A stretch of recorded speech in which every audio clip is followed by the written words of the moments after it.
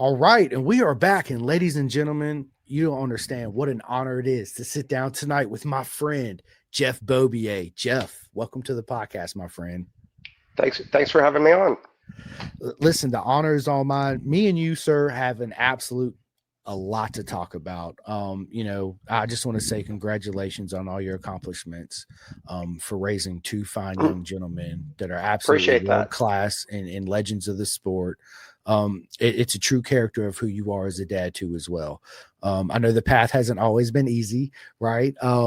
But the journey's been a beautiful one, and thank you for doing that, because all the emotions and stuff I got from being a fan of your two sons along their journey too as well. So Thank congratulations, you. my friend. Thank you. You're very well proud dad for I sure, am a right? proud dad, super proud dad. I love it, man. I love it. So listen, the question that I ask all my friends, Jeff, is where did it begin with you on two wheels? Um, Man, I think it was Christmas 1975 or 1976, somewhere in there.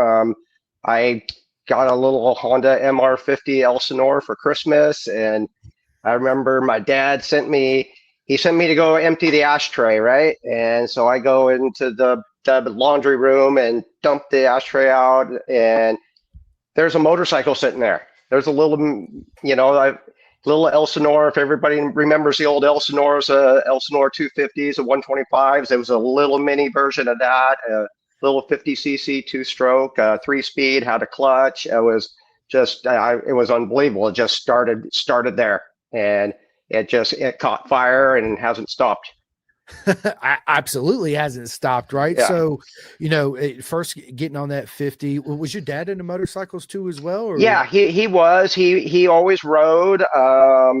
He did some of the first motocross races in California back in the day, kind of like scramble stuff and rough scrambles. He wasn't necessarily a racer, but he just loved bikes, and his parents didn't want him really on a bike, so he would go. He kept one at his buddy's house. There's an old story about him stealing grandma's credit card and going to Sears and buying a helmet. And then he got his head run over in the race, and those kind of good stories. And so he always had a bike somehow, some way, and was always rode street bikes for years and years.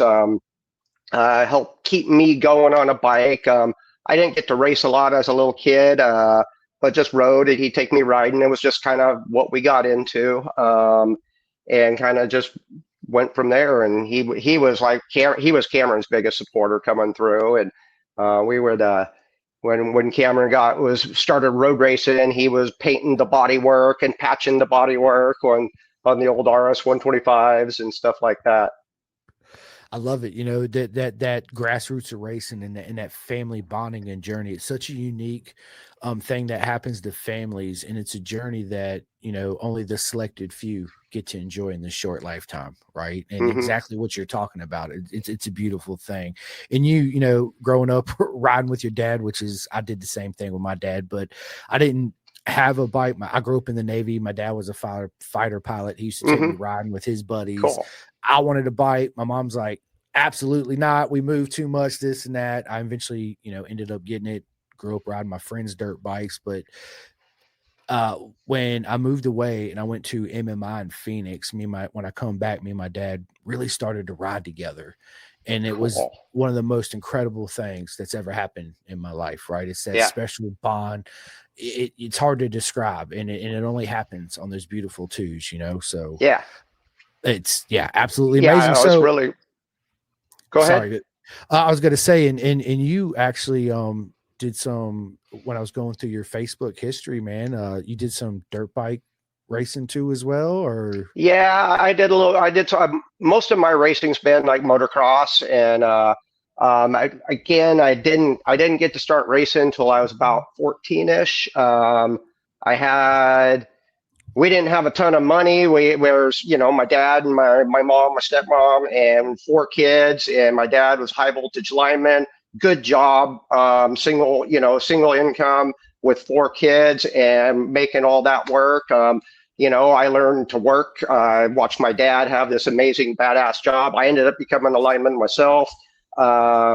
and it's a tough, hard job, but man, you can make some good money doing it. And just watching him work and do all this stuff, I mowed lawns, I had a paper route, and was able to purchase a little CR85, or it was CR80 back then, and I got to race once a month, and it just that's where it kind of started from there for the racing stuff, and kind of just kind of got going with that. And then I got in trouble with school, so my dad sold the bike. And then a couple of years later, I was able to get a CR 125 and got it going again. And my dad was always there, even though when he'd be pissed off at me. And like Ezra and I kind of have that same relationship where it just, you knock heads and get pissed off, and then you help them again and keep on going.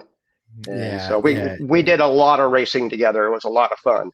And Oh, absolutely. It's beautiful. It's funny you say that between you and Ezra, because me and my son Rossi do we butt heads quite often on yeah, a lot of stuff, but at the end of the day, 100%, fully support him and hands, all in all the time. yeah, yeah, Yeah, but it's again, I always when I want to talk about, obviously when you had Ezra and Cam, obviously passing the dirt bikes and getting them started, you wouldn't imagine where they are today. But I had that kind of, me personally, when I found out my wife was pregnant, and I kept saying, "We're having a boy, we're having a boy, we're having a yeah. boy." My dad's like, "No, girl, girl, girl." I'm like, "Boy, boy, boy, boy." Right. We go finally. It's a boy. I was like, yes, let's go. Right. I was like, future MotoGP world champ, at least Moto America, maybe World Superbike. We'll see what happens. Right. Right. Hardly no interest at all in motorcycles. Okay. I take him to Moto America all the time. And finally we meet Yandel. He gets on his little 50 and he just starts zooming away, because I bought him a TTR 50 when my wife was pregnant, and a Strider bike, right? The balance Yep. bike. Yep. So he was already good with that, jumped on a bicycle, whatever. My point is that he's into it when he's around everybody at the racetrack, and when he comes home he's Gotcha. kind of fired up, and after that it just dips real hard down. And Yeah, I'll never that makes talk about it sense. or bring it up, you know what I'm saying, Jeff? It Yep. was hard on me as a dad, right? Because Yeah. I wanted that.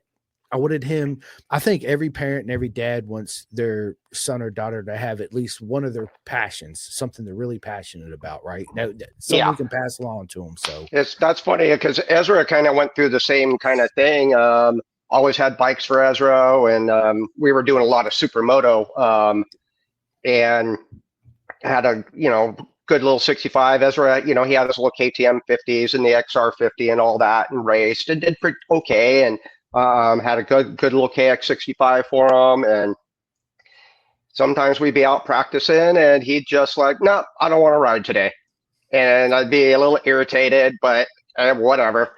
And then we talk about it. He's like, Dad, I like riding. He goes, just because Cameron's a racer doesn't mean I have to be a racer. So Ezra was a soccer player for years, and pretty good. Could have worked a little harder at it, but he still was on some really, really good teams and played at a pretty high level.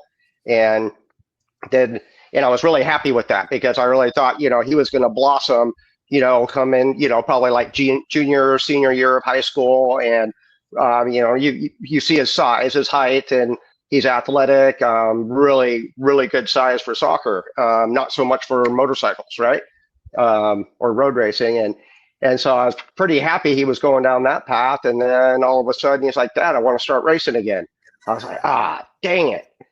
I mean, cool, but dang it.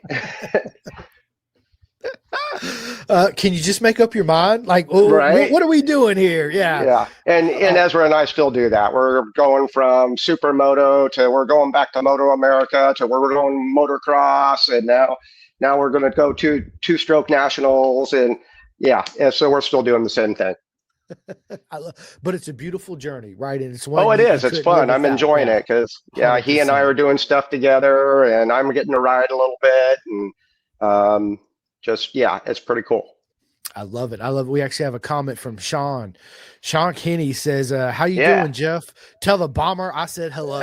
will do, Sean, man. Absolutely amazing. So when obviously you got Ezra and Cam. Was it in your aspirations for them to obviously get into motorcycles? But did you ever have a vision of at least one of them getting into at least some type of racing? Or Yeah, I mean, really for Cam, the plan was to go racing. And I mean, from day one, I remember he was born and I'm got dirt bike magazines and cycle news and all that. And just, I was super young. I was like 21, 22 years old. And, um, I'm excited there's a little boy that we're going to go ride. We're going to go racing. And really the designs were to go motocrossing. And I was always a road race fan, big GP fan. And, but, motocross is a lot more affordable than road racing. And so I was like, that's where we're going to go. And it took a little turn at one point, and we wound up doing supermoto, and that kind of once Cam found pavement, it was he didn't even want to ride be on knobbies for a few years. and you're like, man, another expensive hobby to add to the list, right? Exactly. Yeah, race tires aren't cheap, Cam. Like, what are we doing here? Yeah. Yeah, it's I love it, and then obviously, when you started on this journey, you had no idea he would be a legend that he is today, right? Oh, absolutely not. No. Yes. So, just you being a dad, racing to absolute legends of the sport in our sport, what was for parents that are going to listen to this, what is the biggest struggle that you come across through this journey of two kids in road racing? Gosh, just honestly, it's just the sheer cost of it. When Cameron caught really the tail end of when there was some really good money in the sport, as far as even coming up as a young rider.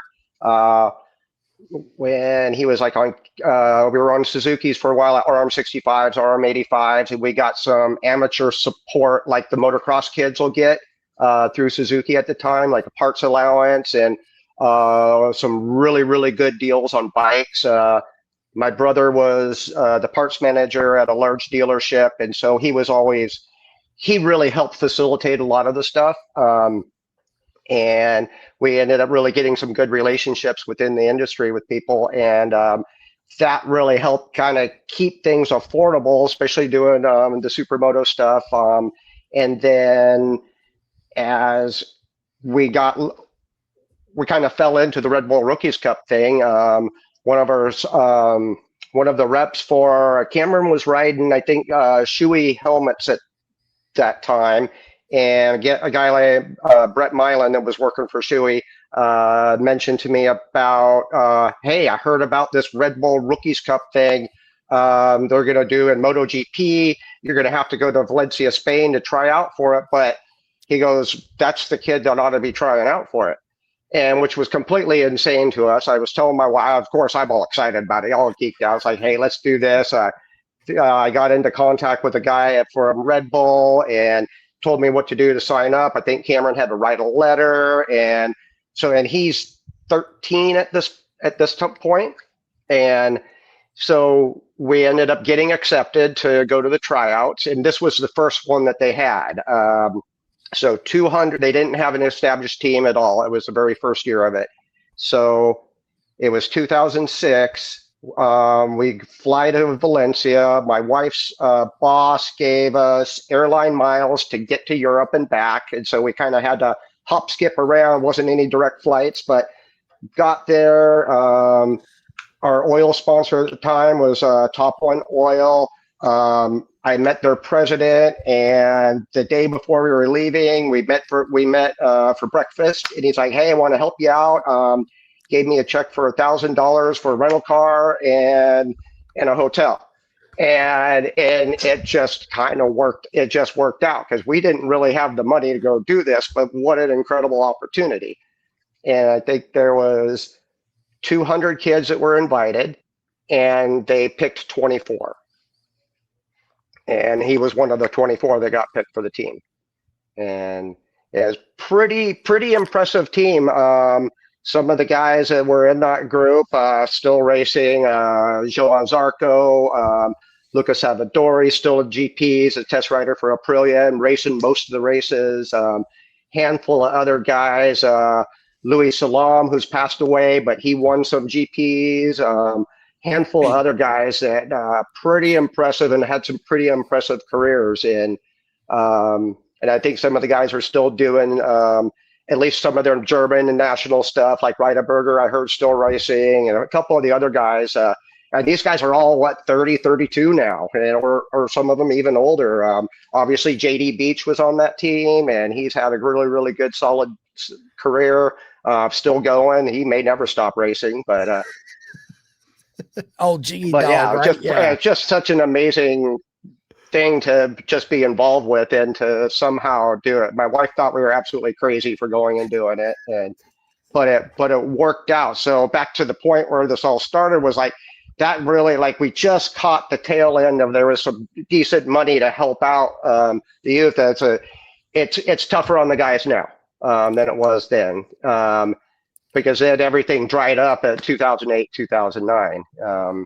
Cameron got to race, spent 3 years in Europe, raced the full MotoGP series in the 125, which Moto 3 now. So did that on the factory KTM team, and really awesome experience, but it was really tough. He was over there by himself. We weren't able to travel with him.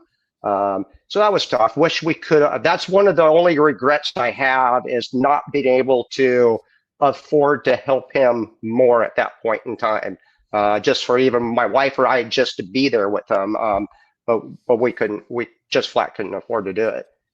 Yeah, I couldn't imagine how hard that is to be as a parent, to, let your child be over there all by himself, living his dream at the same time. Yeah. It's not, I never understood my mom when, I'm in high school. I got my motorcycle. I'm out riding at 4 o'clock in the morning, and she's still up. And I'm like, "What are you doing up, Mom?" She's like, "I'm just worried about you until you come home. Now I know you're home and you're safe. I can go to bed." And I Yeah. never understood that until I had a kid, right? So, yeah, I get it, man. That's one of those moments, just like, again, when Cam and Ezra were little, you racing the whole thing, but it come to a point in time to where, you didn't have hardly any input on Cam's journey no more, because it was out of your hands and out of your control, right? And I'm sure Mm-hmm. that was kind of, was that difficult for you too as well? Oh yeah, it was hard. I remember. So we did the Red Bull, the Rookies Cup season in 2007. He was invited to come back to do the MotoGP, the Red Bull MotoGP Academy, in 2008. There was, I think it was 3 or 4 rider team. Um, Jonas Folger, Cameron, Danny Kent, who won a world title also. Um, I think there was one other rider. I know Zarco was in and out. Then he decided to go do his own thing. And anyways, I remember we're there in Barcelona, and we dropped Cameron off out in front of this school on the sidewalk, and people from the academy. We had met people. We had met these people, but we were dropping them off and leaving. And we stayed a couple days and kind of did some touristy stuff. Went to FC Barcelona soccer game, football game, which was bucket list for me. And we went and watched the guys ride there. We got to go to their training facility. It was kind of like it was a high school type academy for the Spanish, like up and coming, high end Olympic hopeful athletes, right? So they had tennis and basketball, and soccer's so big there. I don't think that there's all the soccer club stuff around it. So I don't think they were doing soccer there. But it was tennis, like I said, and it was, so they would train there, school there, and then they would go do some of their bike stuff and do their training on the bikes, either at go-kart tracks or at Montmeló, which is the Barcelona racetrack, and then they had a dirt track, like a motocross, like a safe motocross style track, and we got to go out there and watch them ride the dirt bikes. And a handful of the guys that were in the 125 class already in the GPs, Danny Pedrosa was out there, and Alberto Pugh was running the program, so he was there, and along with some of his guys that could really ride too. And so we got to go out there and watch the guys ride dirt bikes, and that was pretty cool. And then my wife and I flew home to California and left them over there. And yeah, it was. So he would bounce in and out, come home for a few weeks, and then go back over. And they were racing the Spanish National CV at the time, which Yeah. has kind of been evolved in the European Championships now. But it was pretty cool. Got to go to a couple of races. I'd fly over there. Went to Barcelona and Jerez and Valencia, and it was good to see him ride. It was a struggle. That place. Or that class, the 125 class back then. I'm sure it's probably similar with their Moto 3 now. Man, it was just stacked. They only would take only 40 riders could qualify, but they were averaging probably 75 to 85 riders trying to qualify for that 40 rider field. And you would get, guys from that are doing the GPs just kind of staying on a bike, or their teams are testing. And so it was quite a bit different than coming up here. Oh, 110%, and yeah, again, it's that, and I'm sure every time Cam come home, you're like, man, you gotten so much bigger and you look more like a man than you did when we dropped you off. It's time is such a thief, Jeff. Yeah, well, that's a good point. Yeah. It really is. And I never understood that too until next thing I know, I blink and my son's walking and he's running and now he's getting ready to turn 13. It's like, Wow. what happened? Yeah. Goes What, fast. right. What's going on? Yeah. We have Chris Tulloch says #1 race dad in the country right Hey, there. what's up, Chris? Yeah, Chris is absolutely amazing too. Yeah, and then from there, of course, Cam come home and man, just yeah, there for a while, 5 championships, then decided to go to Moto 2. When he decided to go to Moto 2, was that something you guys kind of decided together or Um, not really. I think he talked more with Zemke about that. Obviously, we talked about it and said, "Hey, I think I want to do this," and I was kind of like, why not go do it? You know, you've done a lot here. He was getting how he was kind of starting to get a little bored. That 2020 year, he just demolished everybody, and he was kind of the only one to beat himself that year. He had a rough go at, I think it was Indianapolis. he He did? ended up sewing the championship up there, but he sure made it difficult on himself that weekend. But other than that, man, he had just a spectacular season. Really didn't do many things wrong. He came in super fit to prove a point, and I think he did, and had the opportunity to do the Moto 2 thing, and it was really exciting, really hard, tough. I think he was 28 going into that, and that's tough to step back into that world, and have to relearn and learn a lot of tracks, and that's tough with the minimal time that they get on the track. But it was what an amazing opportunity. I mean, to go get it's kind of what everybody dreams of being able to get into that MotoGP paddock. No, he didn't get to be on a MotoGP bike. That was the goal, to try to get on one.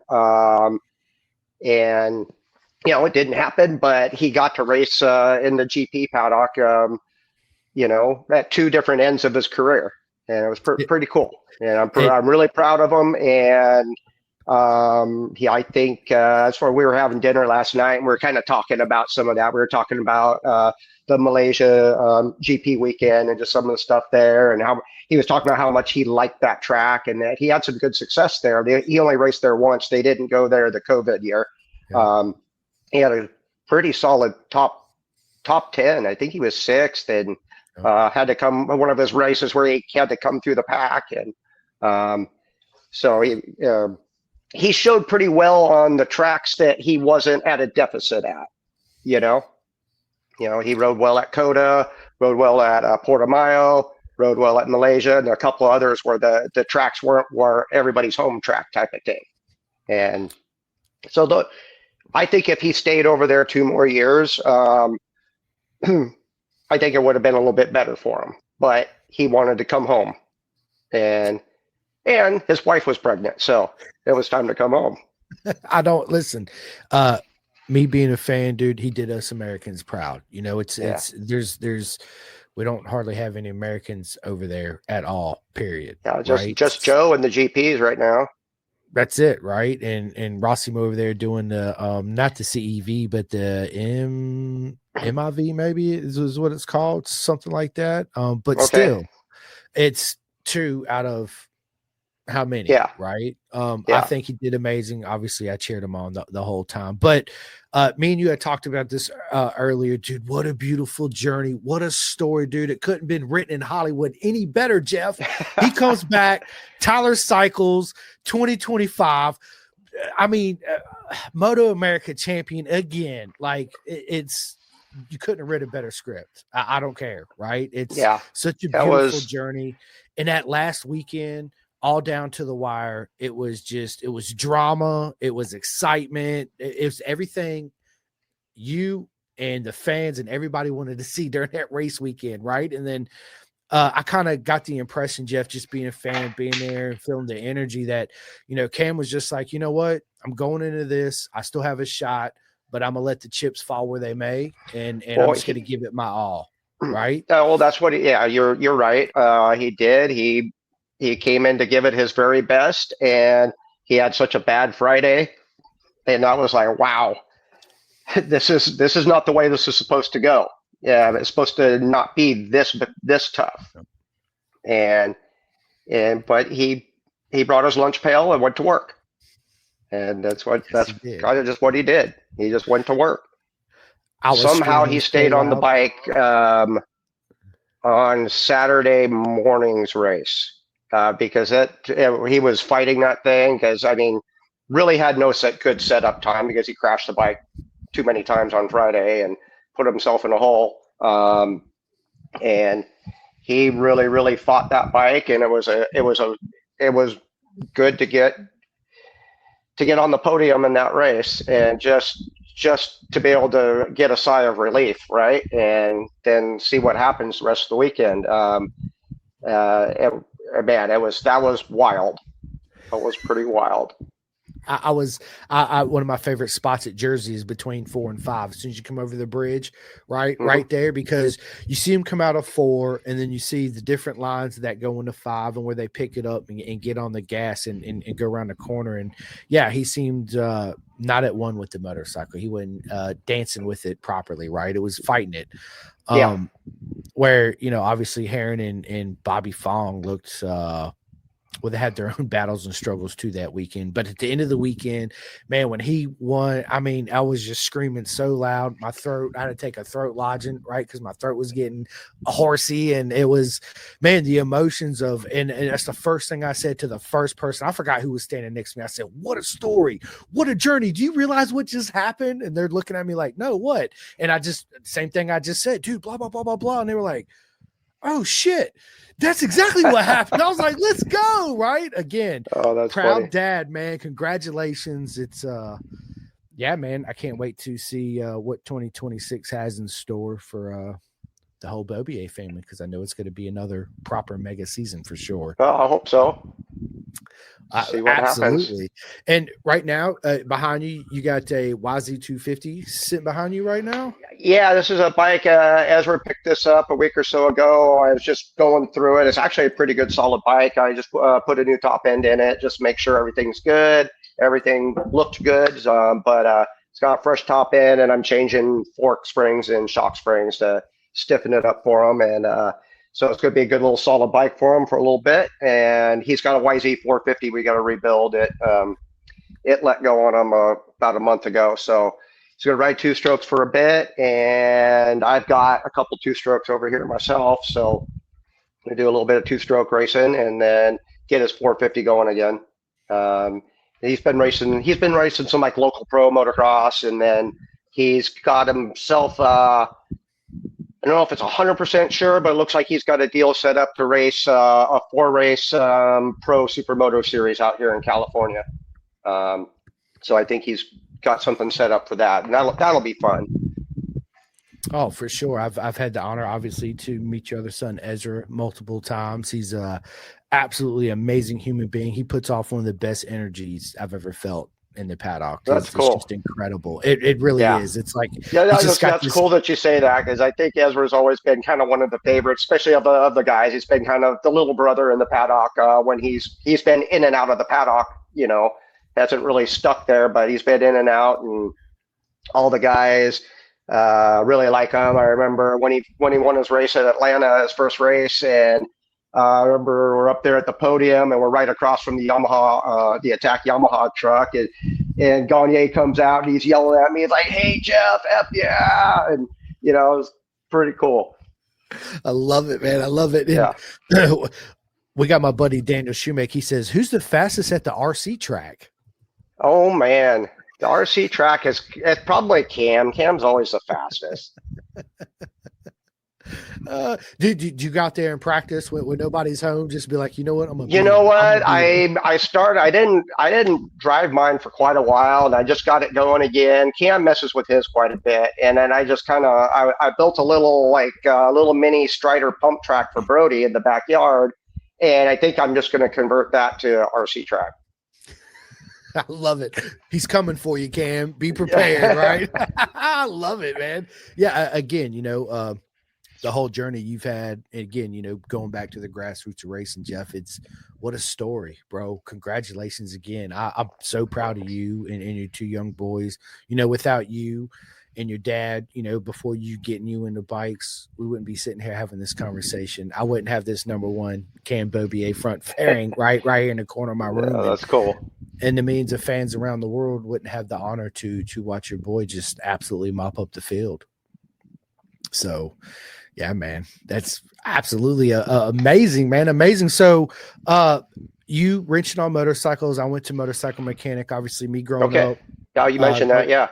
Yeah. So growing up around my friends at bases that had dirt bikes, I remember the dad's like, you got to clean the carb. I'm going to show you guys how to do it. That's where I learned, how to pull a carb off a two-stroke, do this, do that. Where did you learn how to do all that? Obviously your dad. Similar to what you're saying, my dad always wrenched on stuff. He always worked on all of his vehicles. He maintained his vehicles, always worked on his bikes. He'd wrench on, the my stepmom's, my mom's friends that were single or divorced and needing help brakes on their car. He'd do that for them. Helped out a couple of the ladies from the church, and it was just watching him work on stuff and rebuild motors. He always had a car that he was working on. I had a '57 Chevy for years. He had a couple others that he was always just working on. He ended up building. Towards the end of his life, he built this a Morris Minor pickup. You know what that is? So you know what a Mini Cooper is? So this is a truck version from like the 1960s of a Mini Cooper. And so it's British and all that. And so he wound up pulling a Datsun 210 or 510 motor out of this old Datsun. He chopped it up, somehow figured out how to build this thing, put this motor in it, and it was a fun little truck. It was his little toy, and he drove that all over the place. And I think my youngest brother still has it down in San Diego. But yeah, it was pretty cool. I was always just watching him, and so I always worked on stuff. I worked on all my own stuff. That MR50 I was talking about, I used to, like, on summer vacation, I'd pull it out of the shed. We didn't even have a garage. We just had this shed, and I'd pull it out, go on the front porch, and I'd just strip the thing apart. I'd pull the top end off it, pull the carb, just look at how do things work, and I'd put it all back together, and it would run. And I'd tell my dad, hey, I did this. He's like, you're not supposed to do that, but how did it look? And I was like, oh, it looked good. I don't know what I'm talking about, but it's like, yeah. I love it, man. Again, it's that whole, man, having that special bond between, that dad and son, again, I can't stress enough sharing the same passion. It's so Yeah, unique in this lifetime, right? And you had mentioned about Barcelona soccer. So, Jeff, when I tell people that I'm a real football fan, they look yeah. at me, they said, well, who's your football team? I'm like, Inter Miami. And they look at me, they're like, but that's not a football team. I was like, no, that's the real That's a football football. team. Yeah, you guys play handball. It's Yeah, soccer is the real football, right? yeah, Going, I always wanted to go to overseas soccer game. I'm sure it's absolutely just mental, right? Just like when yeah, I went to BSB in 23, yeah, freaking amazing and mental, right? Just different. yeah. I couldn't imagine the vibes, the beer drinking, the cussing, the hooping, and the It hollering, the was, yeah, energy. it was pretty cool. It was pretty cool. We got to go to a couple World Cup games way back, yeah, almost 30 years ago here in California.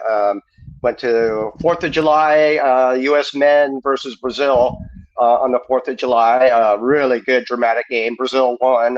They ended up winning the cup that year, and then the next year. We went to the women's. It was Fourth of July again. We went to the women's World Cup, USA versus Brazil, and USA won in a really tough match. And I think the US women won it that year also. Pretty cool stuff. Uh, I mean, the my friend, atmosphere is just like nothing I've ever been to. I could only imagine, right? I haven't been to a professional. I want to go to Inter Miami. I want to go down there and go to a soccer game.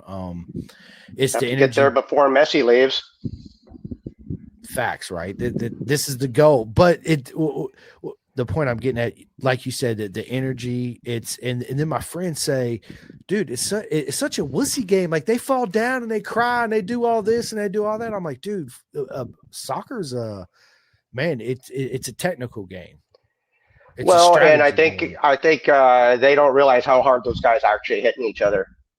Those are It's big dudes going fast. They're as with fast no as our padding. football, Yeah. our NFL guys. They're that fast, and they don't look as big because they don't have pads on. Obviously, your linebackers, and when they're putting muscle on to be bigger, but you still have like, okay, look at Ezra. Ezra's 6'3", like 185 and race trim, soccer trim. He'd probably be 195, but he could be 245 if he was working out for football. That's how big those guys are, and then when you got four something speed. And they're still hitting each other pretty hard out there. It just does I get it. It does look, basketball's getting the same way where they're flopping on the ground and rolling around and like a I said fish the out of same water. thing. But Yeah, dude. I said the same thing. And so, do you have an American soccer team you follow? you know what? I'm not following soccer too much right now. We've got our local like second division team, Sacramento Republic. I pay attention to what they're doing, but I'm not religious about it. Yeah. And I get made fun of, like I said, but I don't care because it's a cool yeah. game and I love No, playing I it. love it. I Yeah. played my whole life. I coached for 20 years and coached Cam's teams, my brother's teams, Ezra's teams, and played a lot myself. And Me too. That was a sport I mostly played. They're like, you want to play baseball, basketball, blah, blah. I'm like, nope, I want to play soccer. yeah, I straight up, I want to play soccer. That's what I want to yeah. play. We got dude dripping wet, Chris Brazil. What is up, my So look man? at This is Chris. Mr. B. What's up, Chris? That's a good Uh, dude. yeah, Chris is absolutely amazing. I always enjoy seeing all my friends when I come to the track. It's always an honor. It's the only time I get to see you guys, right? Unless we're doing this. Yeah. So, do you go to all the races in Moto America, or is there just a select I few you go don't go to? to all, but I try to go to as many as I can. I didn't go to Ohio this year, and that might have been the only one I missed. I think that's the only one I missed. Like you were mentioning, some of the couple of the tracks you hadn't been to. The only track I've been to Ohio back Years in ago. Yeah. several years, 10 years ago. The only track I haven't been to, and now it's gone, is Pittsburgh. Yeah. That's sad. But that's a bummer. And I always wanted to get out there to that one. But yeah, didn't work out. And let's see. this next year, my wife and I have been talking about what are we going to do, and I just retired this year, so life's a little easier um, to travel. Congratulations. Oh, thank you, man. I had a really good career, and yeah, 34 years doing high voltage line work, and yeah, still alive. I love it, man. I love it. Again, a new beginning, right? Yeah.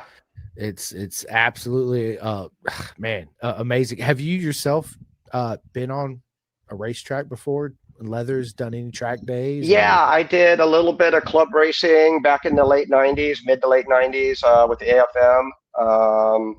And then did a little bit there. Wasn't very good at it, but had fun doing it. And as again, my dad was still around, and so we were doing that together. He was my mechanic, and we had fun. We had fun doing it. It was a good blast. But I was it was still during my apprenticeship, and I really needed to get through that apprenticeship. And really, you start over focusing on the wrong thing, even though it's fun.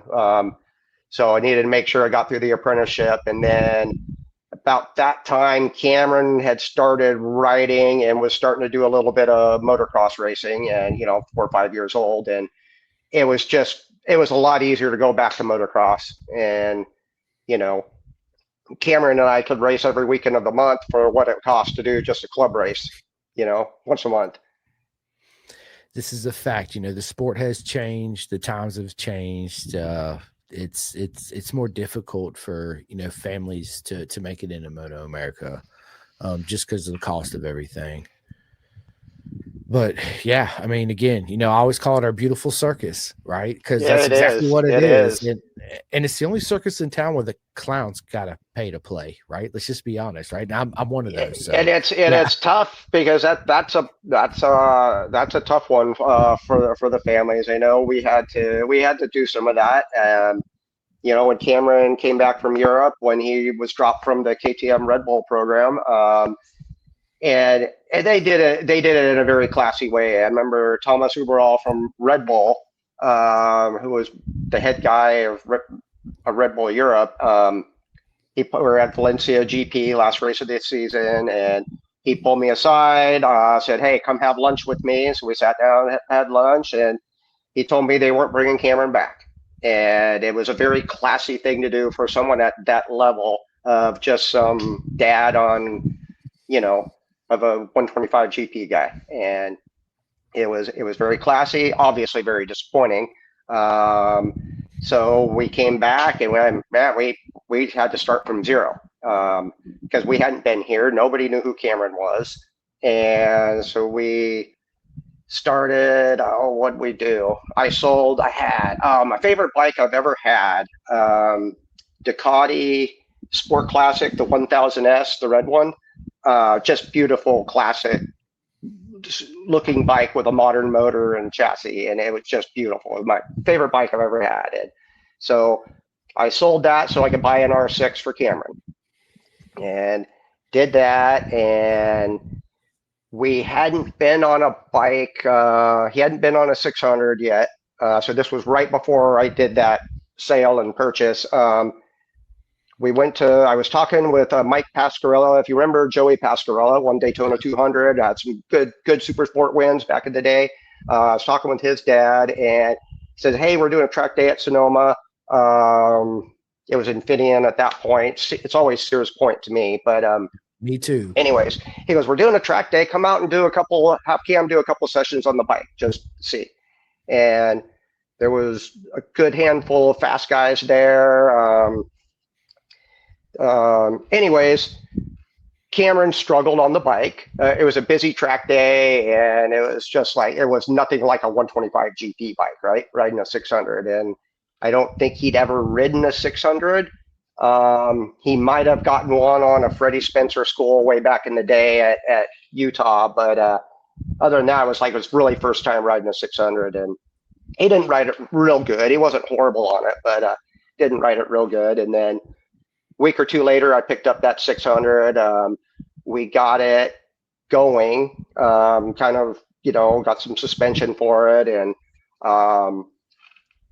one of the guy I had mentioned earlier, my brother was working at one of the local dealerships, and one of the Yamaha reps who was on not on the sales side, but on the tech side.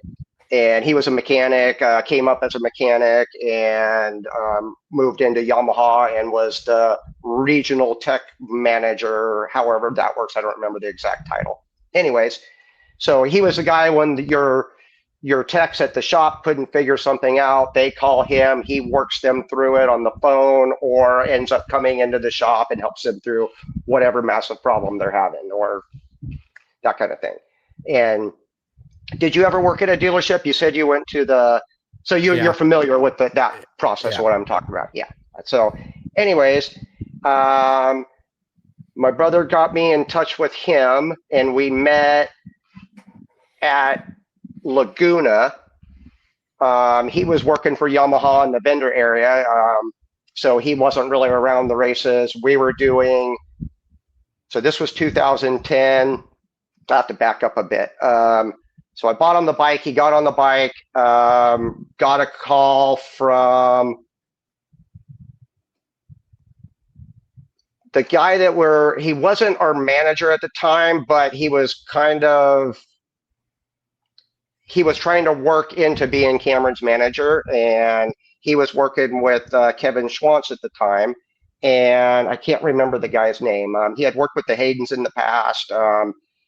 Way back when. And so we were talking with him. JD Beach was on riding for the Rockwell Yamaha team, and they ended up putting together Cameron and JD to race the East Coast Super Sport Series for AMA.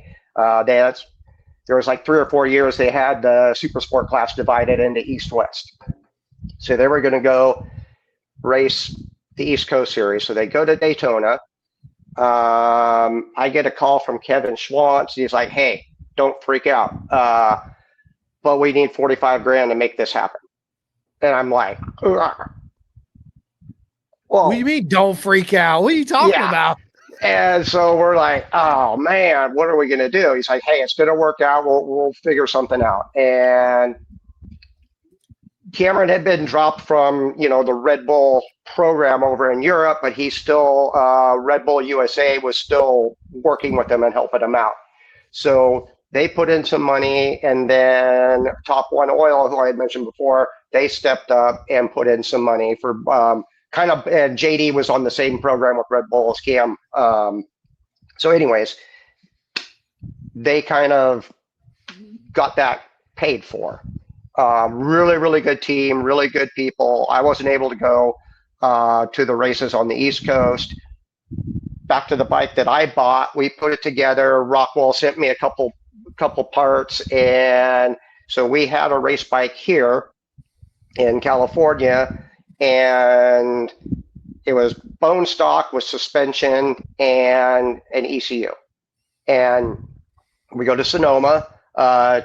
2 days before the race at Sonoma in Finian at the time, Sears Point, Will Morton, who he works on the attack team now, he calls me up. He's like, hey, and he had done a couple track days with us, helping me get up to speed with the 600 and all that. And he had helped us previously in years past on the two-stroke 125 GP bikes when we were doing that here at home. He goes, hey, let me put a head gasket in the thing just so you've got something. And so he did that, got the bike back from him. I think he did the cartridge kit, the Olin's cartridge kit on the forks also for me. And then we go to Sonoma, and Elena Myers won race 1. Cameron had like a 12-second lead, red flag, restart, Elena whole shot, 1 lap, 2nd lap, red flag again. They called the race. Elena won the race. It was really happy for Elena. Really disappointed. That was a tough one. And then second day race on Sunday, Cameron got out in front, kind of did the same thing, pulled away, red flag again. And we were like, hey, you better get the whole shot this time. and he did, and it worked out, and so that was a bit better. But you know, it was pretty cool for Elena to win her home race too, and um, then we did a Laguna Seca on that same bike too, and I think he crashed in the corkscrew. Um, but first race with Rockwall at Daytona, so it's his very first 600 race. They did the CCS race at to test the weekend before, so he got some time on it. So he actually did do a couple race starts on it. But he was out there in Florida for that whole week. Um, Came out and won his very first AMA National. It was a photo finish with him, Pasquarella, and Gagne. And I mean, like, you know, what a classic 0.0012 type thing. And so that was pretty cool for him to go out and win his very first national ever. And so, And yeah, that was, and the story was written, yeah, right? Like, it got started. yeah, listen, Jeff, absolutely amazing journey, man. Again, proud dad. I'm proud of you. I'm proud of the young men you have raised to be who they are today. And congratulations again on the retirement, my friend. Absolutely amazing journey. Thanks. You are very welcome, man. So listen, we're 51 minutes into this Oh, already. wow, that went fast. I told you it was going to go fast, but I want to transition into where we get to know, what's next for Jeff. Like, what do you got coming up? What's your future plans with Bodie and all that good stuff in between? That's a good question. I kind of keep things kind of got derailed for me a little bit, but the goal is I want to work on bikes. I want to help some young riders coming up. We've got a little TT track in the back. It's mostly like friends and family that come through, and do have one really good family that they're club racers, and now they've got their little kids, and they've kind of transitioned from the road racing into the off-road stuff, and their kids are coming up, and I could see myself kind of working with them, and then just kind of, I'm still helping Ez. I'm probably always going to help Ez, and it's just, it's just how it goes, and I enjoy it, and he's such a good dude. He's really growing up, and I'm really happy to see him growing up the way he is, and it's about time, but it is what it is, right? And Yeah, but we're having a good time. We're having a real good time together doing it, and so kind of a little bit more dirt bike stuff. So if some road racing stuff pops back up, we'll probably be back into that. But this is kind of what we're doing now. I want to wrench on bikes, work on some bikes. I'm kind of getting back into the two-stroke thing right now, which is fun. Going to rebuild Ezra's 450 and just kind of start out slow doing that kind of stuff. And if things trickle in, they trickle in. But just kind of stay busy and just really enjoying it and get out and ride. I still ride a lot, ride adventure bikes and dual sport bikes, and I try to ride motocross, but it's not as easy as it used to be. And, hey, we don't fall the same. When we hit, we just splat. We don't roll. Yeah, we don't do right. nothing, right? Yeah. And then it takes us, months. So my son was 5 or 6 at the time we bought him this trampoline. Of course, they delivered it late. It's Christmas Eve. It's 2:00 in the morning. It's me and my buddy. It's snowing. It's already like 6 inches out there. It's freezing cold. Oh, man. We're putting this trampoline together, right? So wake up, Christmas. Of course, he wants to go out there and jump. I'm like, you go ahead. I'm not going out there. Yeah. Fast forward to spring. It's warm. I was like, you know what? I'm going to show you the backflip. I'm going to do this. I'm going to do that. Jeff, I'm out there just having a ball. I wake up the next day and I felt like I got beat up by Mike Tyson. I was like, move. Oh my God, are you kidding me right now? Yeah, it's totally not the same, right? What's your best hire car story? Do you have one? Best what kind of story? Rental car story. No, it wasn't me that did anything, but I remember it's always that. It's not me. We're at my sister's wedding, and so this is even before Cameron was racing. He was probably racing mini bikes or something like that. But We're at my sister's wedding in Orlando, Florida. It's Daytona Bike Week too. So she was nice enough to schedule her wedding on Daytona week so we could at least go out to the races, right? Or at least get to the track at some point. And but I remember I'm sitting in the hotel room and I hear this noise. There's this big empty parking lot out behind the hotel, and I hear something out there. And I open the window, and it's my brother in a rental car doing Brody's, drifting his rental car out there in the parking lot. Yes, let's go. Right. I love Yeah. it, man. I love it. He's like, yeah, funny, not funny. Yeah. I love it. We have another legend in the house, Brian Stokes, bro. Oh, What look is at that up, my dude. That's a man? good Yeah. guy. He says, Jeff, what an awesome guy. Yeah, Yeah. Brian's absolutely amazing. Yeah. Brian's pretty impressive guy. He's an absolute, another one of those legends of the sport that Yeah. I'm an honor to be friends with. I had him on the podcast, man, and what a great journey, he Yeah. had to. No, he's got a good story. I met him. Was it this year, Brian? Me and you met at Road Atlanta, or was it last year? I can't remember, but I remember I was at a Tech Yamaha talking with my good buddy Dustin Cornier, right? I know you know Dustin. Yep, I know Dustin well. Yeah, Brian taps me on the shoulder. He's like, Simcoe. Yeah, dude, absolutely amazing. And I told Dustin, I was like, dude, I'm having Jeff on tonight. He's like, dude, congratulations. He's a good dude. I've known him for like 15 plus years. I was like, oh yeah. Dustin was one of the first guys that ever let Cameron on a road race track. Love it, man. Yeah. I love it. Again, it's that beautiful journey, and it takes a village to raise a racer, right? And it all starts from somewhere. Yeah. One question I do want to is tell us something we don't know about you at all, Jeff. Shoot, I don't know. Don't really hide anything. Just kind of a regular guy that likes motorcycles and got to, it didn't, how do I say it right? I always wanted to be a racer.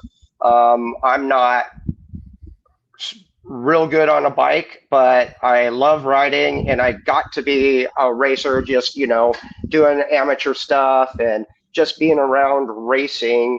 It's my favorite thing to do. I mean, you can see my garage. I got bikes over here and there, and everything in my world kind of revolves around it. And it's just, man, I've been blessed to get into the situation I'm in, even just as a dad, and I get to meet some of my heroes. Man, what is kind of not answering your question, but it was at Laguna this year.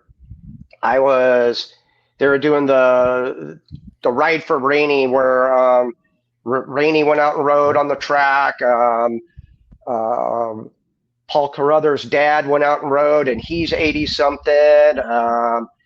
I think Eddie Lawson, Ben Spees, Freddie Spencer, I might have already said that, and then Rick Johnson was there. And so there's a couple of these guys I haven't met before. I just walked over to them and said, hey, I'm Jeff.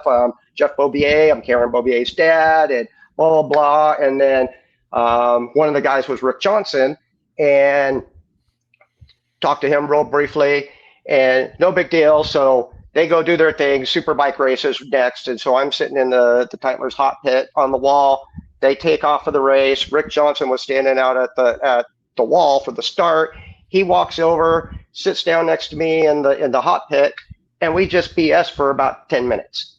And I'm just like, this is one of my heroes from way back when. And I just like, wow, he was such a cool dude. And it was just like, it's just one of those things, when you kind of get that little buzz high from meeting somebody that, one of your heroes and type of thing. And, I was telling my brother about it because we were all camping up on the hill.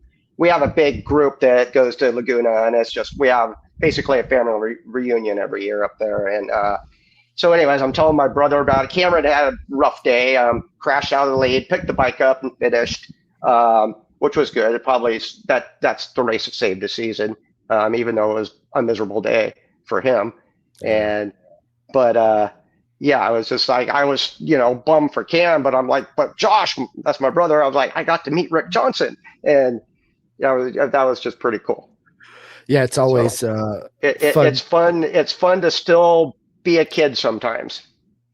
Listen, when Toys R Us was still around, even though I'm an adult, I'd still go in there once a week just to walk around Yeah, because I don't want to grow up. I'm a that's Toys funny. R Us kid, right? Let's go. I mean, it's you know what, Jeff. Though I think the love and passion we have for two wheels keep it.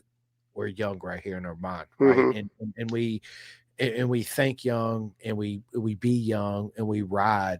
We don't feel.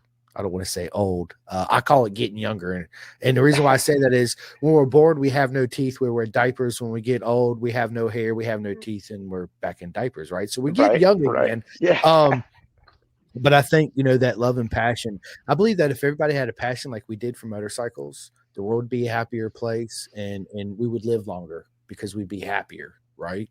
Um, that's just what I believe. Let me ask you this: Are you a coffee drinker or a tea drinker? Coffee. Cold or hot? Cream, sugar, or just Hot straight? coffee, black. I like it black too. It's good. Um, I'm big into audiobooks. I listen to a ton of audiobooks. Is that something you do too as well, or do you like to read? Or I don't. I used to be a really big reader. Don't. It's just like we've got our phones and everything now, and you're just always reading stuff. But I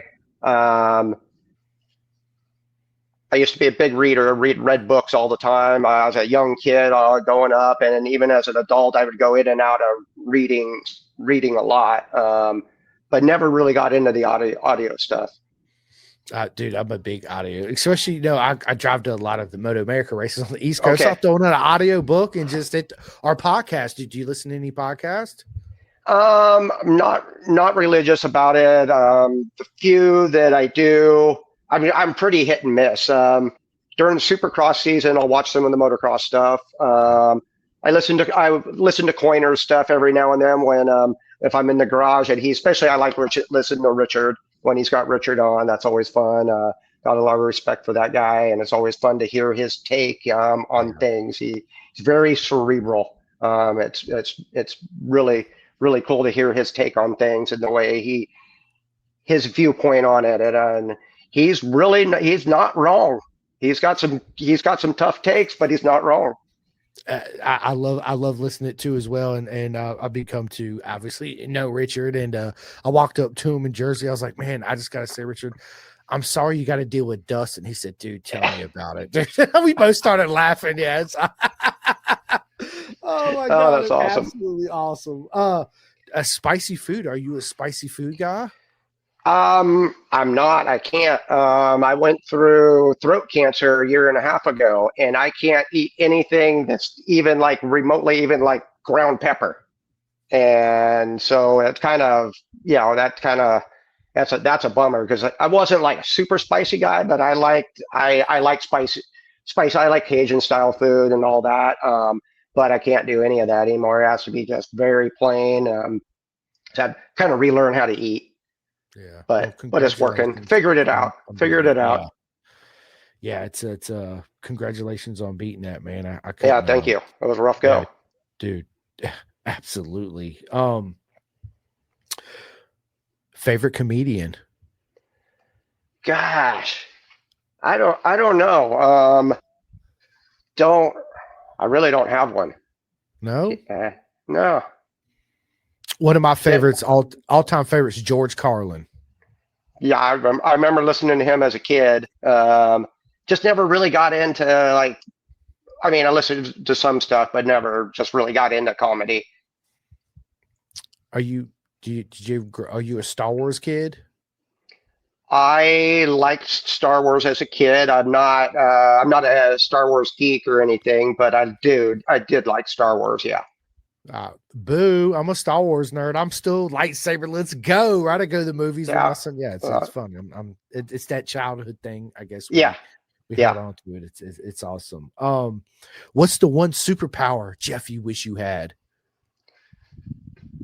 Man, I always, yeah, it's like fly like Superman. Right, dude. So I thought about this long and hard when I started asking my friends this question. For me, I look at everything. I think the best thing just for me is teleportation. Cause I'd be like, Jeff, look, we're going to do this podcast, but I'm going to be at your house literally in like 2 seconds. We're going to do it live in your garage. Boom. And I'm there. Right. And I'd be like, all right, it's cool. We're going to have a That's a beer good and I'm one. going home. Yeah. Right. Boom. Hey, I'm going to go watch a MotoGP at Magello. Boom. There I am. And Yeah. then I could come home every night and sleep in my own bed and No, all I that could good do that stuff. as Superman too, though. True. Facts, right? Facts. So, obviously you got a lot more time on your hands coming up again. Congratulations on the retirement. So are you binge watching anything on Netflix or any good TV series or anything, you and your wife, or? We haven't. There's some stuff we kind of got into like the Landman, Billy the Kid, some of that stuff on Peacock and Prime. I don't do a lot of Netflix. I think my wife does. I watch a lot of sports. So I watch sports. I got the football game on right there. Not watching it, but I got it on. So I love watching football. I go back and forth with basketball. I'll watch. We were talking about soccer earlier. I'll watch the the big European championships and the South American championships, that kind of stuff, the UEFA Cup and stuff like that. Some more of the national team type stuff. Who's your And football then team? what's that? NFL. Who's your It's a NFL team? Cowboys, Dallas Cowboys. Don't know why I just been a Dallas Cowboys fan but that's the only thing I ever remember. I'm a Raider fan. And when I Okay, say that, people look at me, they're like, "What? Really?" I'm like, "Dude, Bo Jackson, that was my dude back in the that day. was a You bad kidding me, dude. dude? Yeah, baseball. I mean, come on, Yeah, man. Bo knows, right? Let's go. right. I remember I, him breaking that bat over his leg, and dude, yeah, bro, I'm telling you, people they have Tecmo Bolt. They have no idea, Jeff. They have no idea, man. They really don't. no, Brian Stokes says, "What's your favorite college football team?" You better say Georgia Bulldogs. it's not Georgia, but I've been really digging them over the last 10 years. One of my really good friends here, he's from Georgia, and he's a Bulldogs fan, and I've liked what they've been doing. Honestly, UCLA, that's my college team. Love it, Makes no man. sense either, but well, I was born in SoCal, but um, yeah, We like who we like, UCLA. right? Yeah, it's for me, I think it was not so much just the Raider, it was just Bo Jackson. Just like me, it's not really Chicago Bulls, it was Michael Jordan, right? Let's just be honest. It was those Hmm. but I still like other teams. I don't really watch ball sports, but soccer every once. I'm just so wrapped up in motorcycle racing. I mean, I work a full-time job. The podcast is full-time. Then I got MotoGP, World Superbike, Moto America, BSB, Isle of Man, the Hmm. Northwest. Like I'm constantly All watching they do, everything, yeah. all of it, right? So is that something you do too as well? Do you watch any other like MotoGP or Really into the MotoGP. Try to watch the World Superbike stuff. We got to know Garrett Gerloff really well when he was still here, and so we'll follow what he's doing, and really watch that. Obviously, like I said, MotoGP. Don't really watch much else. I mean, I watch all the classes in both of those. All the Super Sport and the 300 Super Sport, and then obviously Moto 3 and Moto 2, and man, the Moto 2 championship's coming down to it. bro? Listen, it's been an amazing season in Moto 2. I can't say so much of MotoGP because it's been kind of the same swan song, right? Marquez shows up on the factory Ducati and kind of mops the floor up. That's basically kind of a given. Everybody, people that said that he wasn't going to do it, I was like, oh, okay, you get ready to find out. No, We found that out, right? that is one of the most incredible racers we've seen. Listen, I'm a huge Valentino Rossi fan. Okay, so I named my son Hayden Rossi after Nikki Hayden and Valentino. But I found myself once Rossi retired that I wasn't like this massive fan of. I'm just solely GP, right? Not this Hmm. massive fan of anybody in GP racing. And I disliked Marquez at the time because, of course, you're a Rossi fan, bro. Like Jorge, who? Yeah. Marquez, who? Like, get out of here, right? Let's go. But I learned to respect Marquez And all the injuries and all the dude, he gives it one, like he's an absolute legend. Like there is no question he is an absolute legend of the sport. All the injuries he's come back from and the sacrifices it makes to still do what he does at the top of the game is Yeah, incredible. it's You really know, impressive. so nothing but respect to him. You know, now we got Top Rat coming in, you know, next Yeah, year, which is super exciting, right? So let me ask your opinion. Everybody's asking my opinion. How do I think Top Rat's going to do in his first years? And I'm like, man, you know, it's like you go from a production bike, right? Cam could tell anybody this, so can SDK, right? You go from a production bike to a super stiff chassis, different tires, yada yada yada. It's, all those puzzle pieces, I mean, you talked about, it's got to fall into place to make it come together. But he's got the talent. I think he that does have the talent, but he's also going to be on the Yamaha. And, Quadraro is one of the best riders in the world, and he is struggling. I mean, he is some of his qualifying efforts this year have been just unbelievably impressive, right? And that's I just the mean, it one just lap. shows you, Yeah, yeah, it shows you that pure talent that dude has. And he's had a couple good sprint races that didn't work out because he's just having to override that bike. Um, so I don't know that I Top Rack's not going to outdo Quadraro at right now, not next year on no, that bike. no, I don't think. I think that And that you, is no slight to Top Rack at all because no, he's amazing. He's nobody else has been able to make that BMW work, and it's been phenomenal what he's done on that thing. I think that he's coming into it the right time just because he'll get that 1 year. Yes, it's going to 850. Yes, they're going to Pirelli, but he's getting that adaptation for the circuits, the stiff chassis, and getting a base setup for. I don't even know if I can say a base setup When because they it's a do go to different the bike. So Pirellis, that's going to be a good situation for him because he's got so much time on the Pirellis, and they are just a different tire. 100%, man, 100%. And then of course we had Johnny Ray just retired, right? What a Yeah, legend of yeah, the sport. what a legend. You know, I watched his YouTube videos, and you know, the last race weekend didn't go his way. He was crying on camera, and you felt the emotions and the deepness, and it was just, man, you know, incredible journey and incredible story. Yeah, Man, what a time to be alive, Jeff, right? Like, let's wow, go. yeah, Dude, we pretty have cool. so Isle of Man TT. I'm a huge fan. That is my favorite race on the planet every year since I discovered it. To me, it's the most beautiful thing I've ever seen in my life. It's just absolutely Have you like, gone? no, it's on my bucket list. Yeah, 100% yeah. on. Have I you haven't been gone? able to go either. Oh, I have well, not. dude, hey, I want to go so bad. I'm definitely going. I'll put it to you that way. Um, it's just an incredible thing. Of course, you know, us being in our lifetime, Jeff, again, you know, we got the honor to see Joey Dunlop, the legend of you know, Yeah, and then Michael come along and beat his uncle Joey at the all-time greatest of TT. I mean, nobody yeah. would imagine that would ever happen. And now they're doing almost 137 miles average It's speed around the it's course. It's crazy. just It's crazy. Those guys have absolutely. got issues. I love it, man. I love. He said those guys got issues. I mean, yeah. To me, That's incredible what they can do on those road courses like that. It's amazing. to me, it's not the solo riders, Jeff. It's the monkeys in the sidecar. To me, that are just the most No, like. those guys have issues. Yeah, Those are the ones that have the issues, right? yeah. Yeah. I love it. I love it. Well, listen, I don't want to keep you too much longer, man. We're an hour and 14 of this, man. It's been an absolute honor, but I have one more question that I want to ask you. And then just stay on with me for a minute after I end this, Hmm? okay? Dude, money no object. Okay. Of course, you can't say Cam or Ezra, right? So money no object.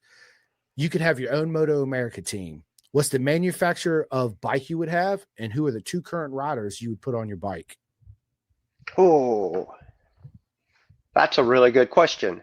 Um, so I'm team owner. Is that what you're saying? You are I'm team team owner. owner, You have unlimited funds. You can set up whatever two riders, whatever manufacturer, whatever class you want to do. Money, no object. except for the two Beaubier boys. Except, of course, because you're going to Yeah. say them, right? I would too, but that's why I said you can't say them. Um, Gosh, that's a tough one. I think I would do a Ducati. I've just always been a Ducati fan. Um, that bike's really, really good. They've got a good customer program. Um, and it does cost money to do that. Riders, gosh. You know what? For the young riders, like in Superbike, I think I'd go with SDK. And man, there's a lot of other solid riders behind that. I think it, ah, man, that's a tough one. It is. That's a really tough one because you want somebody that can adapt. Because I don't know that the Ducati is probably the easiest bike to ride right away. Because I mean, like Heron, it took him a bit to get going on that. Once he did, man, he was pretty impressive on that thing. Um, I don't know. Cam's the best rider in the paddock, though. I can't deny it. But Absolutely. but if I can't I'm pick with you. him, I go with Sean and gosh, somebody that can be adaptable quick. And that's a tough one. I don't know who the next guy would be. There's a lot. I mean, Fong's really good. He's riding pretty high right now. I think he could adapt. He's been on a lot of different bikes. Um, be interesting to see where Gagne is, if he's healthy enough and getting strong again, if he's gonna be coming back. Man, that's a tough one. Would you take the super sport guy? Yeah, I mean, honestly, dude, I was thinking, yeah, Kenny said Andrew Lee, right? Super stock champion 2 times, 3 times. I, I'm thinking Tyler Scott, somebody from Super Sport. Yeah, that would be interesting. I mean, that's one of the kids that's on my radar. Tyler, um, Blake Brian Davis Stokes is says really Josh Hayes. Josh Hayes Let's go, Brian. Why not Brian Stokes, and right? Let's throw him in the Brian mix. Stokes. Yeah, Josh wouldn't ride a Ducati though. No, no. To No, me, I think it's not that blue. He has to be on a blue bike. facts, right? I think that Yeah, he to bleeds blue. he does. And He he's does. earned that. That guy's earned that. Richie Escalante, Sean says, yeah, he's Hmm. one Yeah, that's a to solid rider. I think like the way about. he rides. He is. I think that when I compare the Ducati to the BMW, they're similar in that aspect, just as a fan standpoint, that it's got a narrow window for setup. But once you're in this window, man, it's magical. As soon as you're out of that window, whether it's hard or soft, whatever Yeah, it is the worst thing in the world to ride, right? Where the Yamaha, you watch people get on it, it's just soft, it's easy, it's nimble, yeah, it and gives they great do. That team feedback. does such a good job. That attack team does such a good job. We were with the attack team one year in 2020, and then obviously with Yamaha, there was a merger of the two teams. So very familiar with that group. And man, they do such an amazing job. Um, yeah, and they do a good job with that bike and making it work um, to where those guys can just flat ride the heck out of it. Cameron mentioned that even with the BMWs, man, I can't ride it the way I would ride the Yamaha, and just where you can just go just ride the crap out of it. Um, the BMW would do it at times, and when it was good, it was really good. Um, but it seemed like the Yamaha was it's just a lot more predictable. User And, friendly. and again, the team does an amazing job with it too. So it's not just one thing.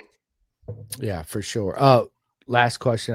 I know I said that a minute ago, but Tire Wars, man, that's something I would love to see back in Moto America. Your thoughts That on would be Tire Wars, interesting. That would be interesting.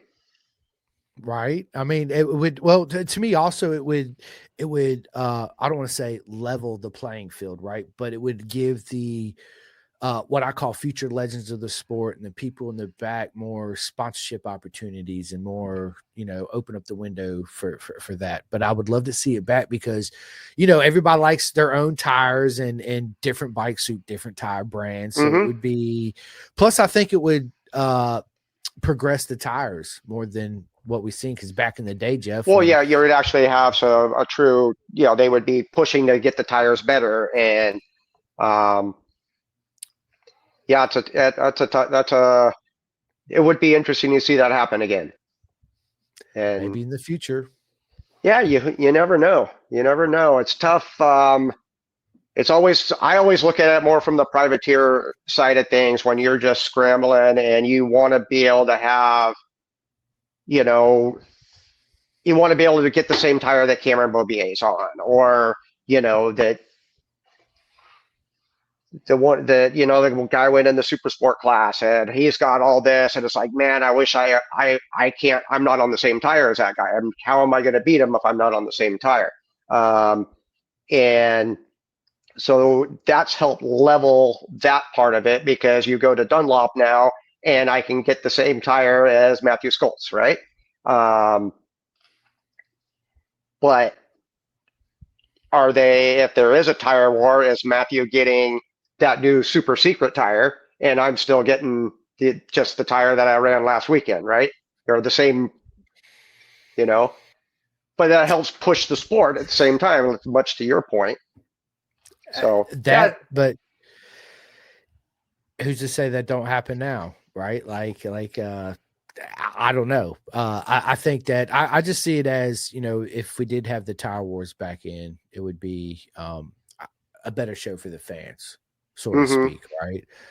More competition. It would also benefit the street riders because now they got to elevate their game, right? Because again, back in the day, man, dude, they were up and all the time. Now it just seems like we got to this point to where it's just kind of plateaued off, right? And every couple of years they'll throw something else in the mix and claim it's a different tire. It probably is. There's a lot of money that goes into R&D and all that stuff. So it'd just be interesting again, because certain bikes suit certain tires different, and Yeah. I don't know.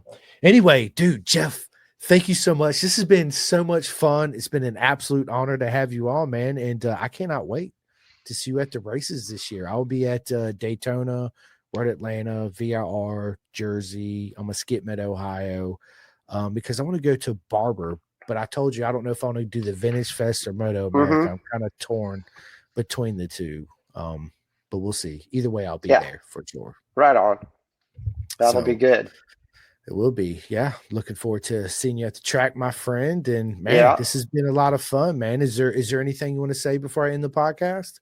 No, not really. Just say thanks for having me on. I enjoyed it. It's fun to talk and reminisce about some old stuff and memories coming back. It's pretty cool.